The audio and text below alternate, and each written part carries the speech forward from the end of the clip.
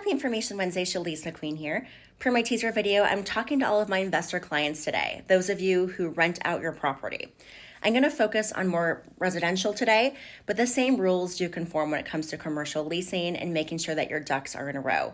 But more importantly, I want to highlight the common mistakes I see repeatedly. As a reminder, I've been in real estate portfolio risk management for 17 years this year. So a very long time. And I have seen everything. And when I entered the insurance space several years ago, I've seen even more. So I'm a great resource for you guys from a risk management perspective, a real estate perspective, and of course, making sure that your assets is covered. So let's first start with what I see the most. Number one is not having the appropriate insurance policy.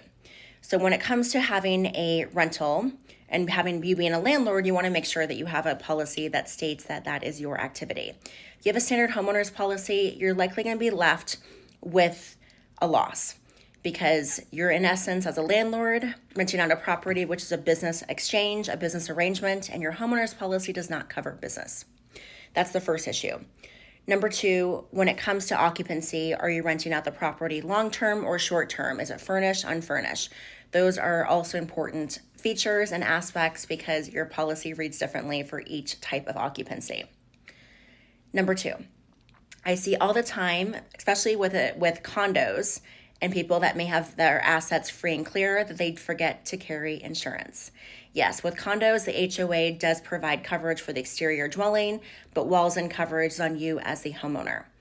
And if you don't have insurance, you're going to have to self-insure, which means you're paying for in the event you have a fire.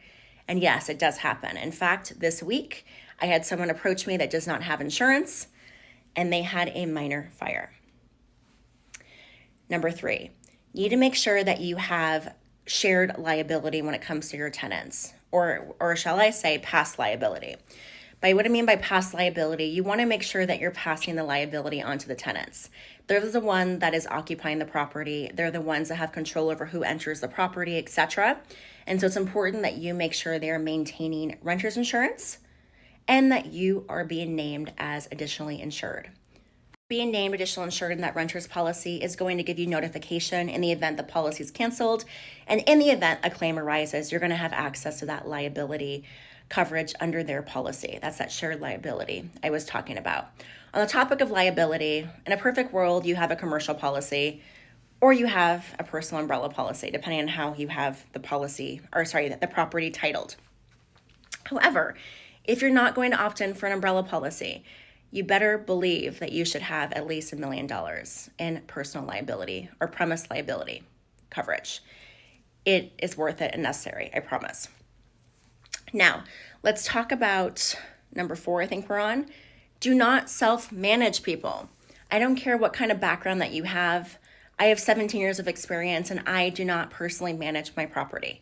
I pay someone. That degree of separation is going to make all the difference. Not only going to make your life easier, but it's also going to limit your liability and risk because you're passing the buck on someone else to have that oversight, that management, that experience, and that risk analysis.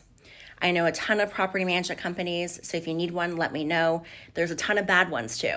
So if you're in the space to interview, make sure that you're doing your due diligence and that you're asking the right questions. I hope you enjoyed today's conversation. That sums it up for today. The reality is you need to make sure you have an A-team on your side, and it does come down to your insurance agent. Do you want an insurance agent that doesn't have any experience in real estate or being a landlord protecting your assets? The answer is no. So give me a call at 480-478-0030 or check me out at gotprotectionaz.com. Remember to ask yourself, are you protected? Probably not. We'll see you next week.